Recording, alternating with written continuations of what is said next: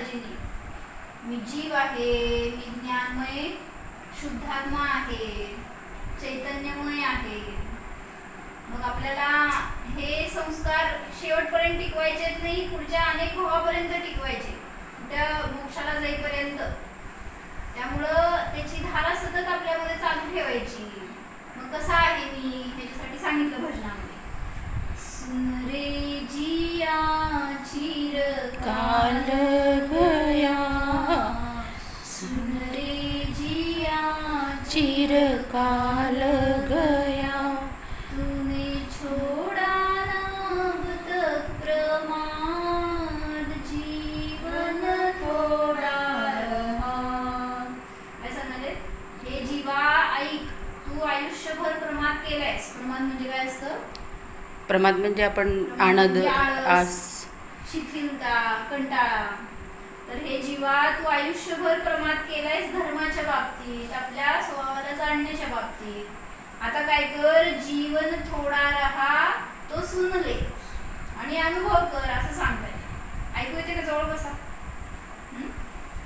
जिनवाणी कहती है तेरी कथा, तूने भूल करी सही भारी व्यथा, अब कर ले स्वयं की पहचान, जीवन थोड़ा रहा.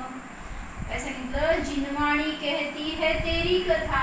जिनवाणीमध्ये काय सांगितलेलं असतं? कुठलीही जिनवाणी काढा, आपली कथा आहे त्याच्यामध्ये. कुठली जिनवाणी वाचली आजपर्यंत? एखादं शास्त्र काय वाचलं? छडाला, तत्वार्थ सूत्र किंवा असं भक्तांबर स्तोत्र असं. त्या सगळ्यामध्ये आपली कथा आहे हे सांगायला. आपली म्हणजे शरीराची, आत्म्याची. मग आत्मा कुठं कुठं जाऊन आलाय, काय काय दुःख भोगलाय, हिचीच कथा आहे सगळीकडं. मग आपण कुठं जाऊन आलोय आपल्याला माहित नाहीये ना, ती कथा वाचा हे सांगायला लागलो. म्हणजे जिनवाणीचं अध्ययन करा, तर तुम्हाला तुमची दशा काय होती पूर्व, आता काय आहे हे समजेल. तूने भूल करी सही भारी व्यथा, तू तुझं स्वतःचं रूप विसरलास हे जीवा, म्हणून अनेक भवात, अनेक गतींमध्ये, अनेक वेळा व्यथा सहन केली, म्हणजे दुःख सहन केलंयस. असं सांगितलं. मग काय करायचं आता हे समजून? अब कर ले स्वयं की पहचान. आता तू काय कर, हे जीवा स्वतःची ओळख करून घे. म्हणजे काय करायचं? म्हणजे मी कसा आहे, माझ्यात जीव आहे जीव हे आहे, जाण. हे पहचान, स्वतःची पहचान म्हणजे स्वतःला जीव आहे असं जाणणं. जीव तत्व तू परम उपादेय, अजीव सभी है ज्ञान के ज्ञेय, निज को निज पर को पर जान, जीवन थोडा रहा. काय म्हणले? जीव तत्व तू परम उपादेय. तू कोण आहेस? जीवतत्व आपला जीव. आजपर्यंत मी स्वतःला मनुष्य मानलं, पत्नी मानलं, आई मानलं, सासू मानलं. मी कोण आहे? तुम्ही कोण आहे? एक जीव, आपण आत्मा एक हेच आहे मग की असं मानलं का आपण? नाही, जाणलं कधी का आपण? कधीच जाणत मग- नाही. मग जाणलं नाही म्हणून तर अजून फिरतोय, अजून दुःख भोगतोय. एकदा जाणं एवढं सांगतायत आचार्य आपल्याला, नियमाने सुखी होणार. कोण सुखी होणार? सांगणारा नव्हे, ऐकणारा नव्हे, जाणणारा. जो जाणतो तो सुखी होतोच. हे सांगाले. तू कसा आहेस? परम उपादेय तत्व आहेस.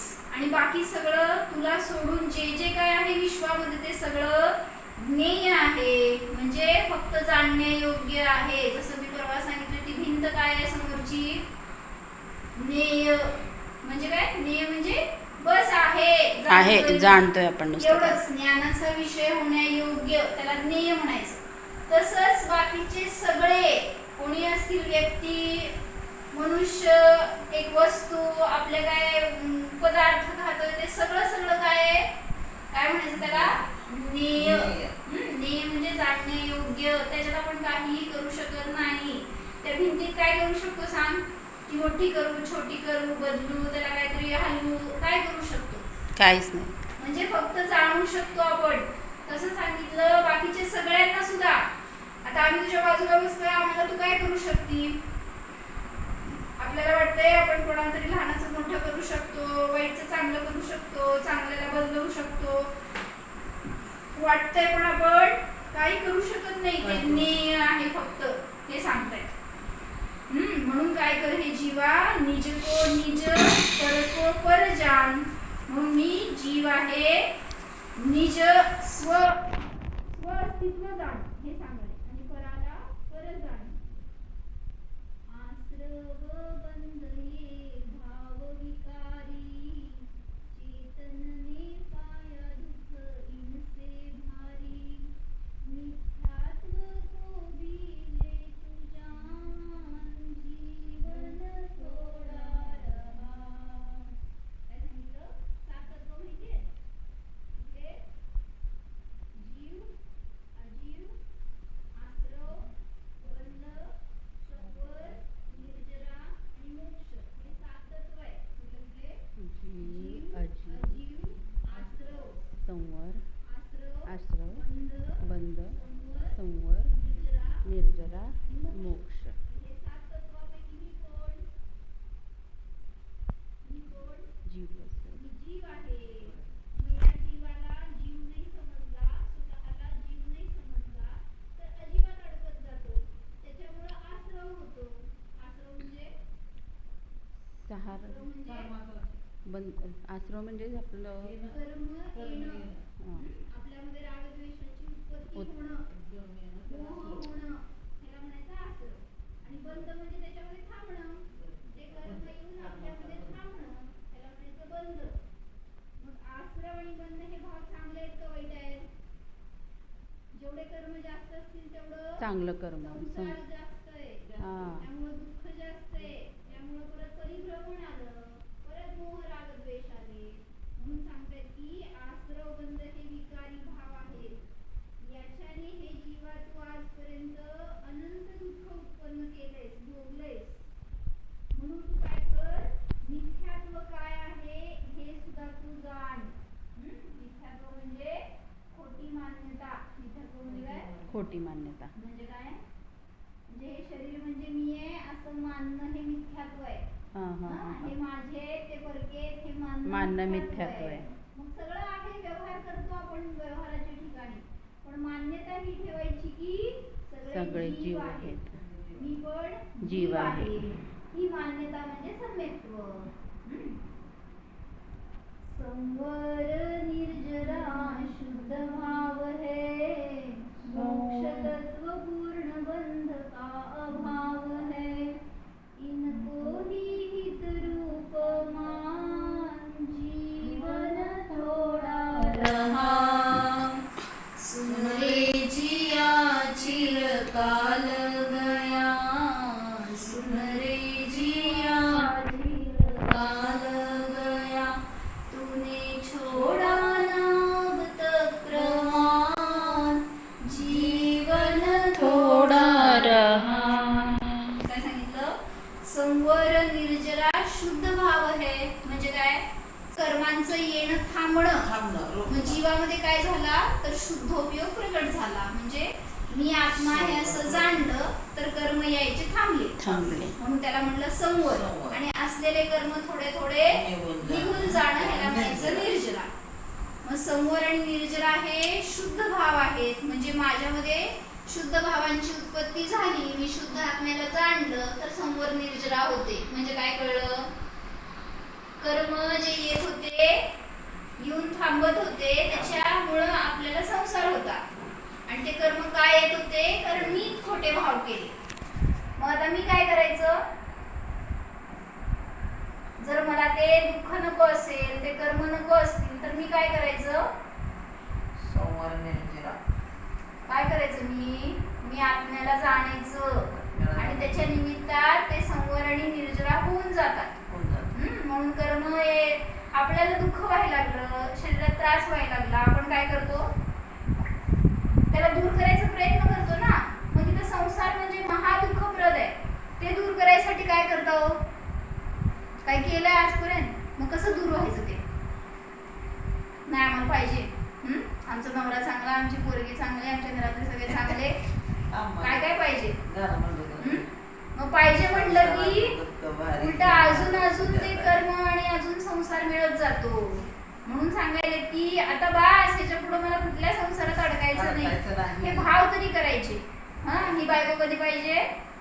7 भवात हीच बायको पाहिजे. कसं पाहिजे म्हणताय का नको म्हणताय? हा? काय काय म्हणलं? वटवृक्षाच्या कडे मागतेत ना, हा. ते त्यांनी मागतेत, तुम्ही काय मागितलं म्हणलं हो? तुम्ही काय मागितलं? तुम्ही पण मागितलं काय हीच बायको पाहिजे म्हणून? तुम्ही काय मागितलं हो? हाच नवरा पाहिजे? तसं काय? हा? असं असे आपण भाव करतो तर ते- समजून घ्या अनेक भवात आपण फिरत राहणार. म्हणून सांगतायत की हे जीवा आता काय कर की पूर्ण बंधाचा अभाव आहे, तिथं कर्मांचा अभाव आहे आणि तेच हितरूप आहे. या जीवनामध्ये या संसारामध्ये दुसरं काहीही हितरूप नाही. म्हणजे म्हटलं की आता संसारी लोकांना काय हितरूप वाटतं? कशात हित आहे? धन असेल तर हित आहे वाटतं. सगळे घरातले चांगले असतील, निरोगी आरोग्य असतील चांगलं तर असेल. हित आहे वाटतं. हित आहे. पण हे सांगतायत की इथं खरं हित कशात आहे? ज्याला त्याला आपला आपला आत्मा मिळणं हे हितरूप आहे. त्याच्याशिवाय दुसरं कल्याण नाहीये. म्हणूनच म्हटलं तू कोणाला पण सांगताना काय सांग उपदेश? सम्यक दर्शन प्राप्त करा, स्वतःच्या आत्म्याला जाणा, धर्म करा, हेच उपदेश द्यायचा. कारण हे हितकर आहे. तुम्ही दुसरा उपदेश देताना, आशीर्वाद देताना काय देता?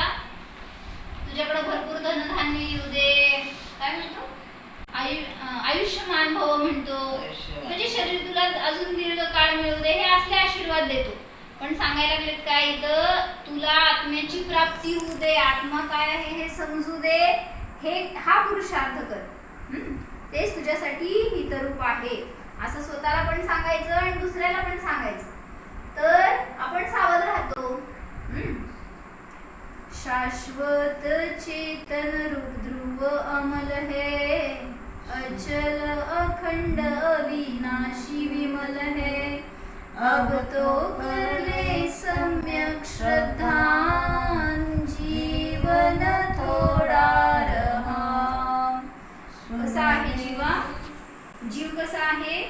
शाश्वत आहे. म्हणजे काय? म्हणजे कधीही मरणारा नाही. जीव हा अमर असतो, अविनाशी असतो. पुढं म्हटलं शाश्वत आहे, चेतन रूप आहे. म्हणजे काय? शाश्वत म्हणजे नष्ट न होणार. न होणार. चेतना म्हणजे जाणणारा. जाणणारा, संवेदना. ध्रुव म्हणजे परत अविनाशी, ज्याचा कधीही नाश होत नाही असा. अमल म्हणजे निर्मळ आहे, अचल आहे. अचल म्हणजे चलबिचल नसलेला असा. हा, निश्चल आहे. पुढे म्हटलं अखंड आहे, अविनाशी आहे, विमल आहे. या आत्म्यामध्ये कसलाही मल नाही. म्हणून कोणाच्या विषयीही कशाय करायचे नाही, संक्लेश करायचे नाही, आकुलता दुःख करायचं नाही. हे चांगले ते वाईट हे पाहिजे करायचे नाही. त्याच्या निमित्ताने आपल्याला आकुलता होते. ज्याचं त्याचं परिणाम सगळे स्वतंत्र करणार आहेत. आपण काय बोलायला गेलं तर उलट त्याच्यामध्ये आकुलता होती आणि त्यांचं काम पण डिस्टर्ब होतंय. म्हणून आपण आपलं काम करायचं, जाणायचं. बाकी सगळं जे पाहिजे नको ते सगळं मिळत राहतं आपल्या आपल्या कर्मानुसार, आपल्या उदयानुसार. आपण त्याला बदलायला जातो, ते अजून पाहिजे, हे नको, हे भाव केले तर उलट मग तिथे अजून जास्त दुःख वाढतं. म्हणून सांगतायत काय? अब तो करले सम्यक श्रद्धान. म्हणून हे जीवा तू काय कर आता? सम्यक श्रद्धान कर. म्हणजे स्वतःला खरं खरं कोण आहे हे जाण, त्याचा विश्वास कर, तसं मान. मी कोण आहे? मी कोण आहे? आत्मा आहे. तू कोण आहे? आत्मा आहे. असं दिसलं का? असं बघायला शिकायचं. म्हणजे हे बघ, 1 आत्मा आहे, 2 आत्मा आहे, 3 आणि 4 5 सगळे आत्मा आहेत आहे हे सगळे. असं दिसलं का आपल्याला? असं बघायची कला शिका हे सांगायला लागले. काय म्हणले? मी आत्मा आहे असं बघायची कला शिका, तर सुख आहे आपल्याला. नाहीतर परत दुःख भोगत बसणार. म्हणून सांगतायत काय? सुन रे जिया चिरकाल गया, सुन रे जिया चिरकाल गया, अब कर ले स्वयं की पहचान,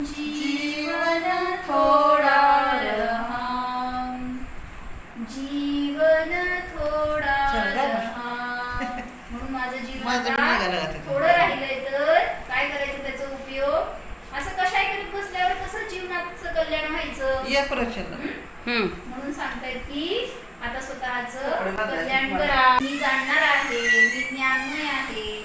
आज काय जाप करायचं? आहे हं? मी अमल स्वरूप आहे. अमल